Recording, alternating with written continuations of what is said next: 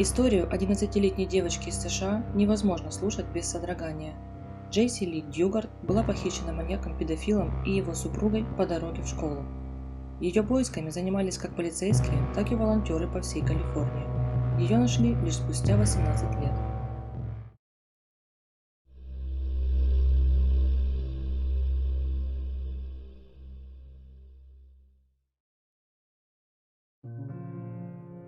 Джейси Ли Дьюгард вместе со своей сводной сестрой, матерью и отчимом переехали в небольшой американский город Солт-Лейк-Тахо, который находится в округе Ориджин, штат Калифорния. Семье казалось, что это место идеально подходит для размеренной семейной жизни.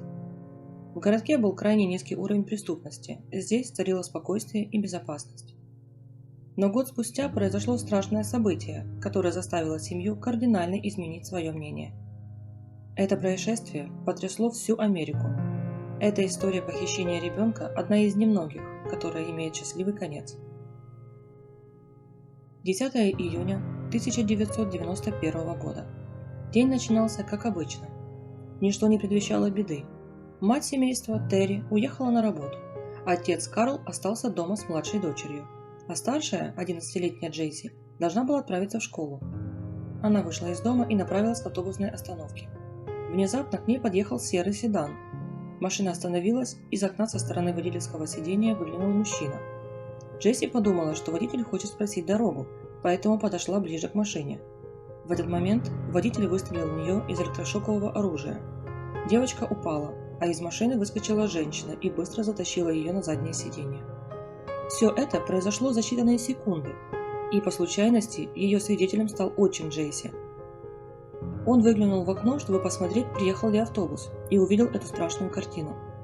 Карл тут же выскочил на улицу, сел на велосипед и пытался догнать автомобиль. Но, к сожалению, ему это не удалось. Мужчина вызвал полицию и рассказал все, что увидел. Началось расследование. Удивительно, но других свидетелей похищения, кроме самого Карла, отчима Джейси, не оказалось, поэтому он стал первым подозреваемым.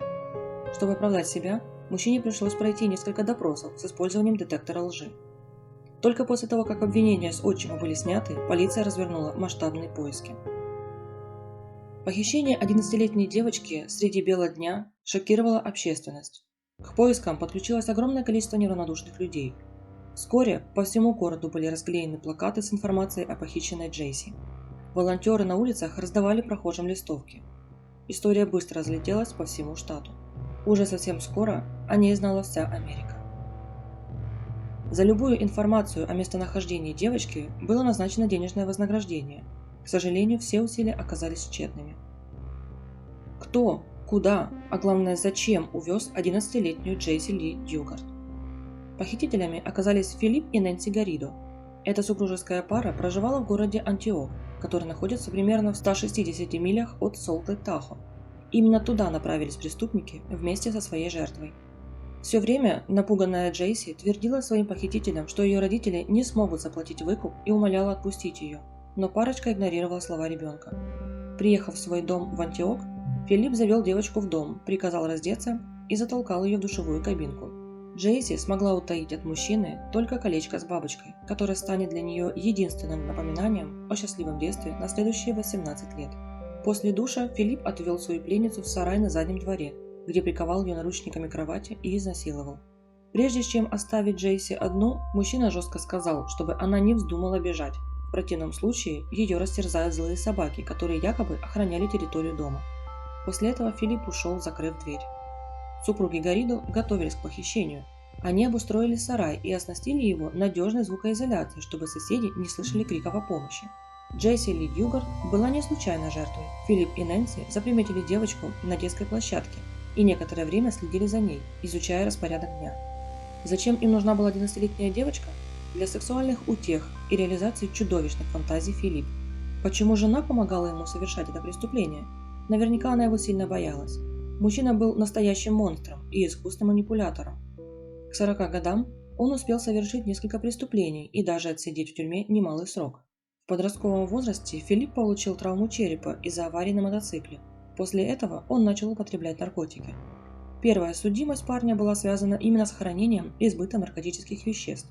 Вторая – за изнасилование 14-летней девочки. Но за это преступление Филипп не получил тюремный срок, так как запуганная потерпевшая не желала давать показания. В 1976 году Гарридо похитил 25-летнюю работницу казино и запер ее на территории склада. Он насиловал и издевался над ней на протяжении 5 часов. К счастью, полиции удалось его задержать.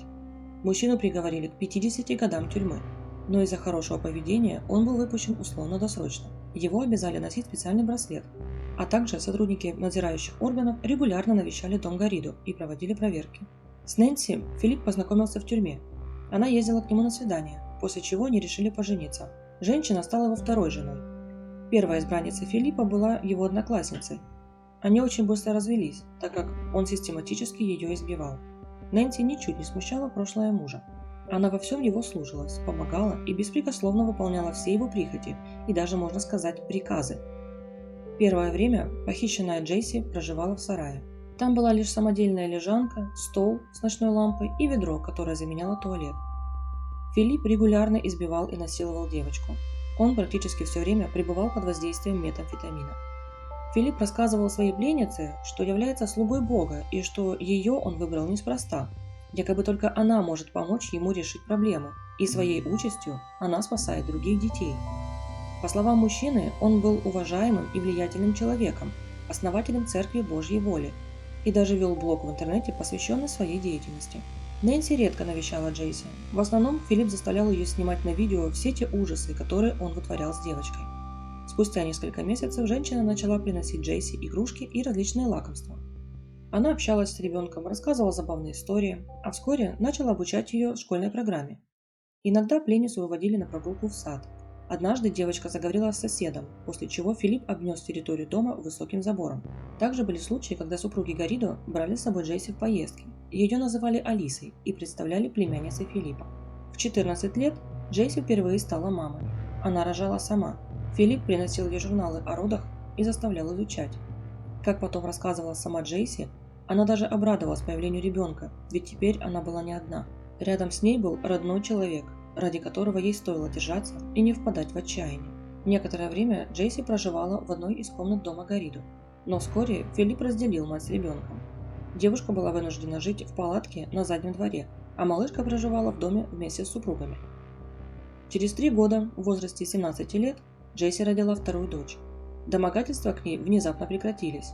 С этого момента она перестала даже думать о том, чтобы бежать от похитителя. Она очень боялась за своих дочерей. Девушку держали отдельно от детей. Она могла общаться с ними лишь тогда, когда это позволял Филипп. Джейси Ли Дьюгард стала типичной жертвой стокгольмского синдрома. Будучи взрослой девушкой, она начала работать художественным дизайнером в небольшой типографии, которой владел Гарридо. Девушка продолжала жить в палатке на заднем дворе дома. Полицейские, которые регулярно навещали Филиппа для проведения проверки, никогда туда не заглядывали. Шло время, дети подросли. Они считали Филиппа и Нэнси родителями, а Джейси – старшей сестрой Алисой. Девочки обучали школьной программе дома. Отец семейства часто с ними гулял и брал с собой в поездки. Никого не удивляло наличие детей у Гарридо, кроме соседа, который знал, что у него нет своих детей. Однажды сосед позвонил в полицию и сообщил о маленьких детях на территории дома Филиппа. Приехавшие патрульные лишь сделали замечания по поводу ненадлежащих условий содержания детей и незаконных построек на территории дома. В 2009 году Филипп пытался получить разрешение на проведение религиозной лекции в Калифорнийском университете. Он утверждал, что нашел способ решения своих сексуальных проблем и готов поделиться этим с другими. Сотрудница департамента Лиза Кэмпбелл обратила внимание на странного посетителя и назначила ему еще одну встречу.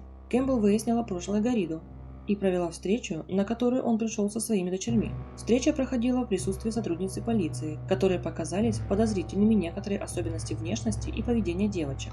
В этот же день в доме Гарридо был проведен досмотр. Филипп, у которого официально не было детей, утверждал, что девочки являются его племянницами. Джейси Ли продолжала называть себя Алисой и утверждала, что является матерью девочек. Говорила, что Филипп был добр к детям, что она сбежала от своего мужа-садиста. Но девушка не могла предъявить никаких документов и путалась в своих словах. В конце концов, Филипп, которого допрашивали отдельно, рассказал историю похищения, а Джейси Ли сообщила, кем она является на самом деле. После ареста супругов Гарридо Джейси Ли воссоединилась со своей семьей. Она провела в плену 18 лет. На момент освобождения ей исполнилось 29 лет. а ее дочерям 11 и 15 лет. Хотя отношения с родными наладились сразу, по словам отчима, девушка продолжала испытывать сильную эмоциональную привязанность к Филиппу.